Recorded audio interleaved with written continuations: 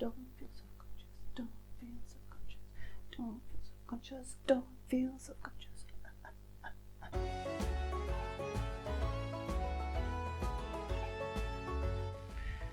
Guess who has her costume mojo back? Hi, it's MJ. Today we are finally making another fantasy costume. It only took almost 2 years. The pandemic caused basically all the events that I make costumes for to stop existing for almost 2 years, and that caused me to want to sew less. But 2 weeks ago I went to Elfia for the first time in almost 3 years, and I loved it.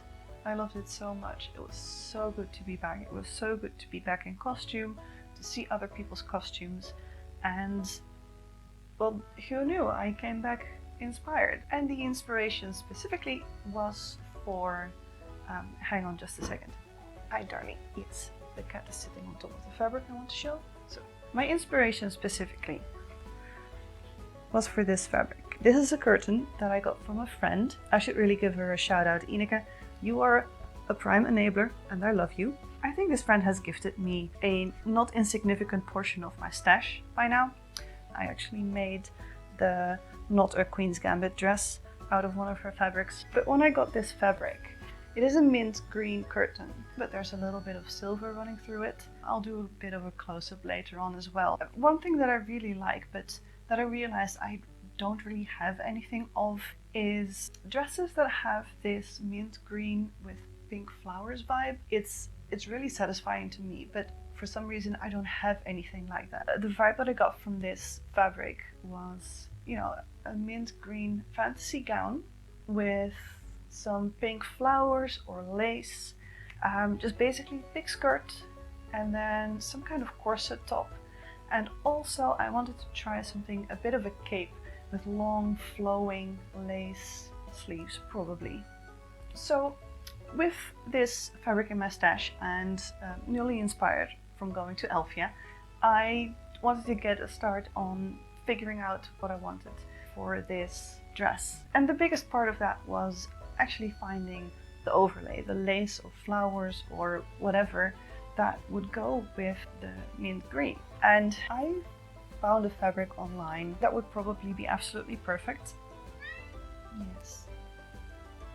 But also all the sellers I could find were clearly using the same pictures from some kind of source. Not sure what that source would be. They would all have to come from China, which would, one, take a long time, and two, I really don't know what I would get if it would be exactly like in the picture. The Chinese fabric is this 3D flower thing, which has some printed flowers on it, but also fabric flowers, which gives a really cool effect. I'm just a bit hesitant, so he wants cuddles. Nee, niet mijn haar. Come on. So instead I ordered a couple of different laces and embroidered tools. I think they are. I guess we'll see if those work with my green fabric. If they don't, I might take a chance on that Chinese fabric. Okay, Casper, dit gaan we toch even anders doen. Kom. So while I wait for that to come in, let me show you the designs that I made. Okay, so these are the designs that I came up with. As you can see, it's quite a full skirt. I have a petticoat that this is gonna go over, and I want a bodice. I kind of like the look of the bodices with cups, but I don't have a pattern for that, and I don't really feel like making something up. So I also came up with a more streamlined corset bodice, because I do have a pattern for that. I'll show you in a minute. I also want to try out a bit of a capelet that has the lace fabric going down from the shoulders as sleeves, possibly also in the back as a cape, but I think I'll have to wait and see how much fabric I can buy. So let me zoom in a bit for you. I made a couple different designs with slightly different flower-like arrangements. Again, this is gonna depend a little bit on what type of fabric I can get. The sketch that I've got here is mostly based off of the Chinese fabric. I think I prefer the look of this one. I think this version is a bit more bland. So I'm probably gonna try to make something that looks a bit more like this. This is the pattern that I'm thinking of using for both the corset bodice and the cape. It is a bit more long line than the waist corset with the skirt starting at the waist that I've got here. But I think I can either shorten the corset or keep the corset like this and have the skirt be separate, because the fabric that I've got is quite heavy and there's going to be about 6 yards in the skirt, so I kind of worry that a corset top wouldn't be able to hold all of that fabric up. I probably expect that I'll be making the corset just like this and then having the skirt separate and sit on top of the corset, because then the corset is also taking some of the weight of the skirt. I use the shoulder piece that is in this pattern for my sketch. I don't think I'm going to do it exactly like this because I'm not too fond of the high neck corset thing, but I can use this pattern as a starting point. I'm obviously also not going to use the single sleeve, so I'll be doing the cap sleeve for both sides. So here is a close-up of my fabric. It's showing up a bit grey on camera, but I promise you it is mint green. Yeah, this color is pretty accurate, I think. Oh, hi Casper. Hello. Oh, you were terribly backlit. Here, let me get your face. Hi. Hi. Okay, so my samples came in and I am going to use none of them. Not because I'm going to take a chance on the Chinese fabric, but let me explain.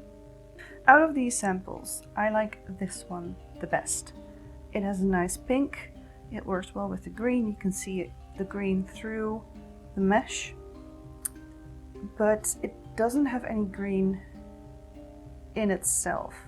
I was hoping for an embroidered mesh that had green in it, and all of these samples, as you can see, don't really have green. This one does.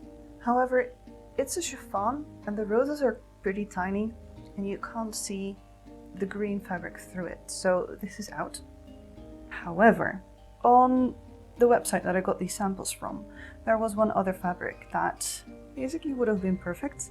It had pink flowers and green vines embroidered on mesh, and because it was pink and green, I thought it would work perfectly over the green fabric, but also as the sleeves. However, when I ordered these samples, that fabric was out of stock, so I didn't get it. So when these samples arrived, I thought this one looked best, so I figured let's go with that. However, I had a question. The picture, I'll put it up on the screen. Hey Casper. One of the pictures on the website for this one showed a very elaborate edge of the fabric, and I was wondering if that was just one side and the top side was less elaborate, or both sides were the same. So I reached out to the seller to ask them this question, and while I was at it, I figured I'd ask if they knew when the other fabric was coming back in stock. So they answered me the next day, and yes, this fabric has the same elaborate border on both sides, but also that fabric that was out of stock, so I didn't get a sample, is now back in stock. So then I had to consider, I could do this fabric, or I could go with the other fabric that I didn't get a sample of. But then I realized the pink and green fabric that was out of stock before is actually cheaper than this one, so I can get more of it for about the same price. So that's what I'm gonna do. I'm gonna order the fabric, and while we wait for that to come in, let's make a mock-up of the corset.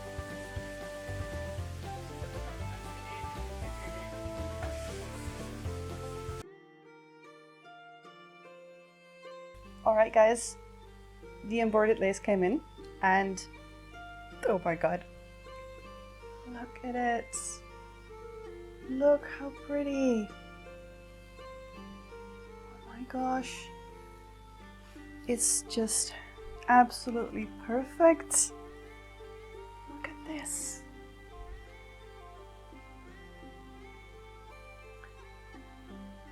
Oh, it's got the perfect green and pink, and it's got flowers and vines. I think this is gonna look amazing. Look. Alright, so I've pinned the lace just quickly to my dress form with the green fabric underneath, and oh, I'm loving this. I am loving this. It turns out as I unfolded the fabric that it does have a bit of a direction. It is very much fuller at the top, but then it thins out towards the bottom, and it has this really delicate flower edge at the very bottom there. And just pinning it like this looks so beautiful. I'm really loving this color combination. So this is definitely what I'm going for. I do think I'm going to make the hem a little bit less extravagant than I mentioned in the beginning. I mentioned almost 6 yards, I think.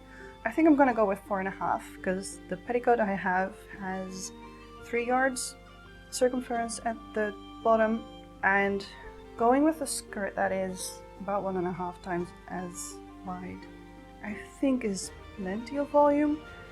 I think it will be fine. And with 4.5 yards instead of 6, the whole thing is a little bit less heavy, and it's going to be less bulky up here, and just gathering it at the waist will also concentrate the lace even more. Yeah, I'm just loving all of this. All of this.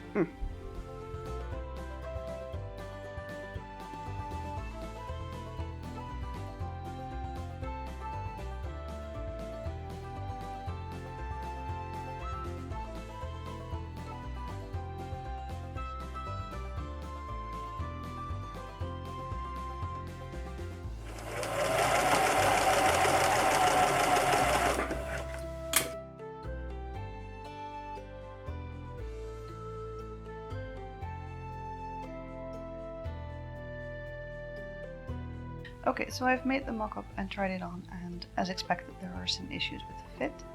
The top around the bust area is too big, and around the hips it's too small, which is par for the course with my body really. So I'm gonna have to make some changes here. I did try opening up bits of the bottom half around from the waist-ish down to the hips. That gave it a little bit more breathing space. And up here I tried taking in this part while I was wearing it, and that helped with the gaping around the top, but it did kind of move this seam off farther to the side, which kind of made me suspect that there's some fit issue here as well. That means that maybe the bust area is even too small, and this area right here, it was a little bit off as well. This is supposed to be the side seam, but in the hips it was trying to move this way, and then at the bust area it was also trying to move this way. And pulling this closer did sort of fix that, but it pulled this seam off to the side too much. I'm going to cut apart this mock-up without seam allowance and try to work in some extra space here and fiddle with the top edge here and probably here as well, and then also make another mock-up in a more sturdy fabric because this cotton is pretty thin.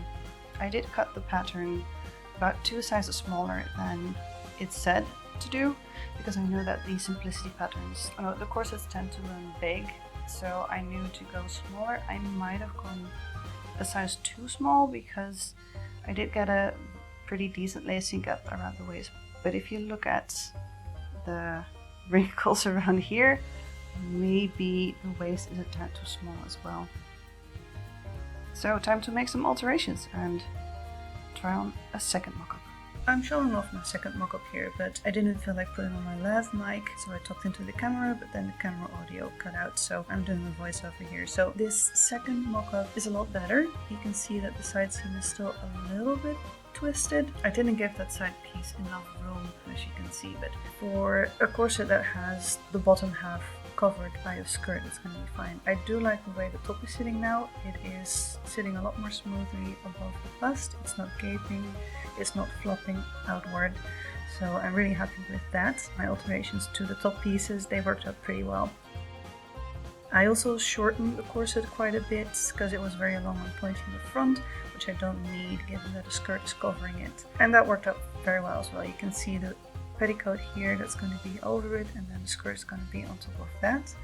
The skirt is going to be pleated or gathered, I haven't decided yet. So it's going to be a little bit more full around the hips because the petticoat just has a single layer of mesh there. But yeah, you can see the corset really doesn't need that much of a pointy bottom with the way that I'm going to be wearing this. So yeah, I'm pretty happy with these alterations. The corset fits nicely, it's pretty comfortable. Yeah, I'm very happy with how this is turning out. I've also gone and made a mock-up of the little shrug slash shoulder piece neck corset. It's supposed to be a neck corset, but I'm definitely not going to use it as a neck corset. This is way too high. I'm already uncomfortable and it is not even boned. I do like the way this looks, like the shape above the corset. It really, you know, draws the attention to the tatas. Okay, here's the back. It fits the way it's supposed to, but I'm not quite sure I like how high it is. It feels to me like it should end quite a bit lower. It feels more natural. So I'm gonna try to see if I can change that a little bit. Alright, I wanted to show real quick what I did to alter the shrug. Given that it had this pretty extreme arch in the back, which I didn't really like the feeling of, so I wanted to bring it down a bit more, to a more comfortable level, I guess you could say. I put the shrug onto my mannequin and then basically just put some more cotton on top of it, and then because it was gaping a little bit down here, let me zoom in for you. I'm shaping the bottom a little bit. These are just pin darts right now. I'm marking down those dart lines so that I can, you know, adjust the pieces accordingly. Oh yeah, let me show you the front as well. I changed it too. So this is the front. I didn't really touch the bottom edge because I think that's fine. So what I did here is I just cut off a bunch of the neckline. It went way up higher here, which was way too restrictive. I mean, it makes sense for a neck corset, but I'm not going to wear this as a neck corset. I also think I want to try to make this more of a curve here instead of the straight edge that it is now. So the idea is that this will have a bit of a curved edge and then it will close down here with some sort of clasp. I don't even know what yet.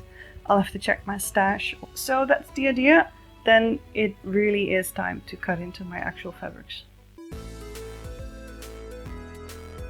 As you may have seen from the title of this video, I am splitting this project up into different parts, partly because this video would be over an hour long otherwise, and also partly because my hard drive would really like the breathing space right about now.